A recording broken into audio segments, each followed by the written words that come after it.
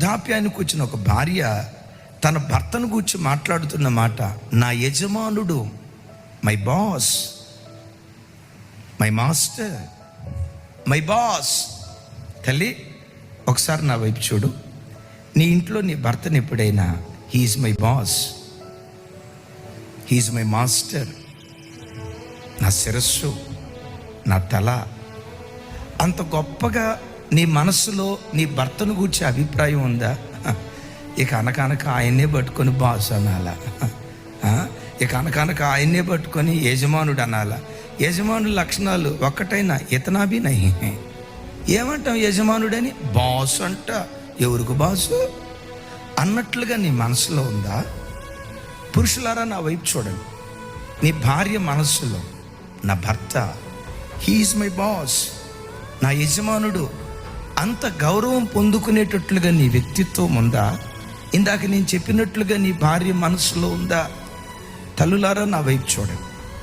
శారా లేక అబ్రహాము తన ఇంటిలో యజమానుడు, యజమానుడు అనే దివ్యమైన పేరు పొందుకున్నాడు. ఏ కుటుంబంలో భర్త శిరసత్వపు బాధ్యత పోషిస్తాడో, భర్తను శిరస్సుగా కలిగి ఏ ఇంటిలో భార్య అనుకువగా బ్రతుకుతుందో ఆ ఇల్లు కట్టబడే విధానమే ప్రత్యేకంగా ఉంటుంది. కొన్ని కుటుంబాల్లో చూడండి,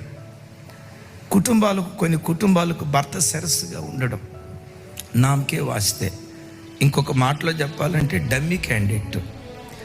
కొంతమంది వ్యక్తిత్వం డమ్మీ, మరికొన్ని చోట్ల వీళ్ళు డమ్మీ చేస్తారు. నా మాట అర్థమైందా? కొంతమంది స్త్రీలు భర్తని డమ్మీ చేసేస్తారు. కొంతమంది భర్తలు శిరస్సుగా ఉండాల్సినోడు శిరస్సుగా ఉండకుండా డమ్మీ క్యాండిడేట్ అయిపోతాడు.